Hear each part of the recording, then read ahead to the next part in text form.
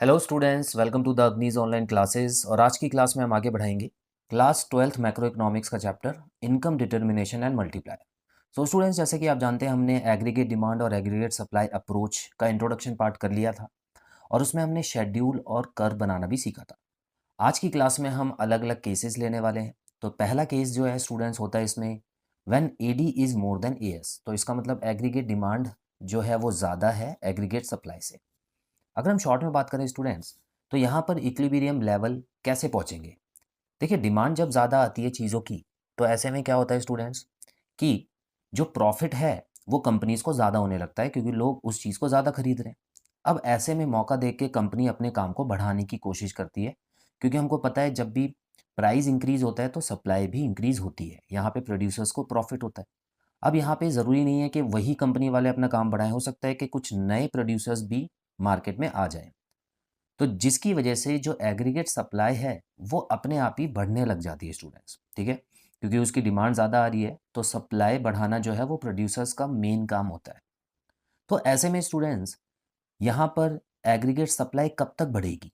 देखिए, बढ़ती जाएगी और तब वहाँ तक जाएगी जब ये एग्रीगेट डिमांड जो है वो सप्लाई के बराबर नहीं आ जाती। बस ये सिंपल सा फंडा है, आपको बस यही रीज़न लिखना है, ठीक है।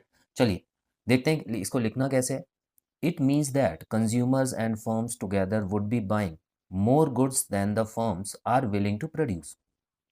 अब इसको ध्यान से समझना स्टूडेंट्स। देखिए, एग्रीगेट डिमांड जो है वो किस चीज़ को मिलके बनता है, सी प्लस आई को।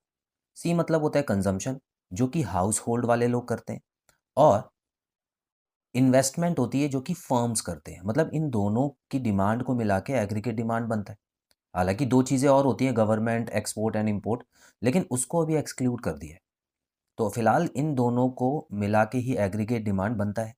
तो डेफिनेशन में भी इन दोनों का जिक्र किया गया है। ध्यान से देखिएगा। इट मीन्स दैट कंज्यूमर्स, मतलब ये कंज्यूमर हो गए, एंड फर्म्स मतलब इन्वेस्टमेंट वाले, टुगेदर ये दोनों मिलाकर would be buying more goods than the firms are willing to produce. तो firms are willing to produce मतलब एग्रीगेट सप्लाई। तो यहाँ पर जो एग्रीगेट डिमांड है वो एग्रीगेट सप्लाई से ज़्यादा है। तो इस तरह से डेफिनेशन को बना के लिखना है आपको स्टूडेंट्स। चलिए, as a result planned inventory would fall below the desired level.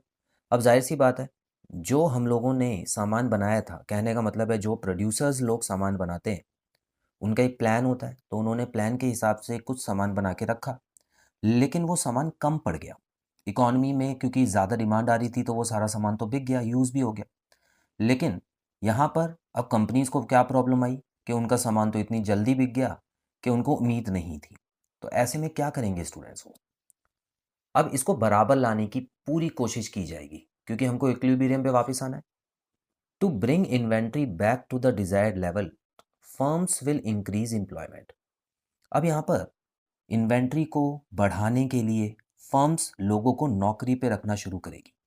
अब स्टूडेंट्स, यहाँ पे एम्प्लॉयमेंट जो वर्ड यूज़ है, इसके साथ साथ दो वर्ड आप हमेशा याद रखिएगा। एक तो होता है इनकम, इनकम भी बढ़ेगी, उसके अलावा आउटपुट तो बढ़ाना ही है।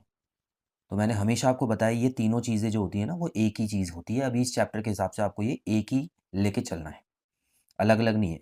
एक बढ़ेगी तो दूसरी, ये सारी एक साथ ही रिस्पॉन्ड करती हैं।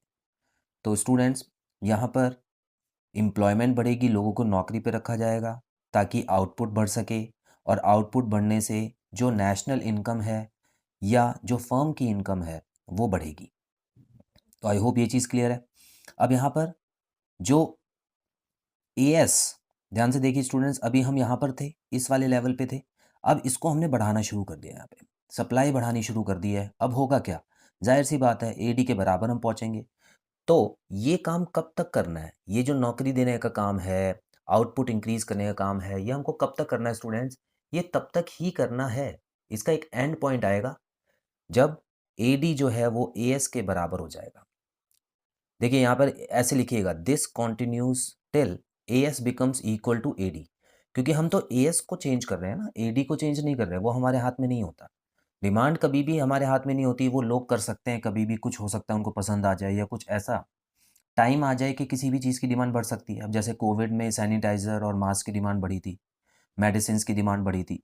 तो ऐसे में डिमांड पे हमारा कंट्रोल नहीं होता, हम सिर्फ सप्लाई को ही ऊपर नीचे कर सकते हैं। तो इसीलिए स्टूडेंट्स, ये सप्लाई हमको तब तक बढ़ानी होगी जब तक एएस जो है वो एडी के बराबर ना आ जाए। बस हम इक्विलिब्रियम लेवल पे पहुंच जाएंगे और चीज़ें सॉर्ट आउट हो जाएंगी। तो ये वाला जो केस है वो भी आपको शॉर्ट में लिख देना है। जब ये 6 नंबर का क्वेश्चन आता है, एडी एंड एएस वाला अप्रोच तो लिखना ही है, उसी में 1-2 लाइन में आप ये भी लिख सकते हैं स्टूडेंट्स। तो आई होप बहुत अच्छे से आपको ये टॉपिक समझ आया। अगली क्लास में हम पढ़ने वाले हैं कि जब एडी कम हो जाता है, एएस ज़्यादा हो जाता है, सप्लाई ज़्यादा हो जाती है, तो उस केस में क्या होता है। तो स्टूडेंट्स, मिलते हैं अगली क्लास में। Till then, bye bye.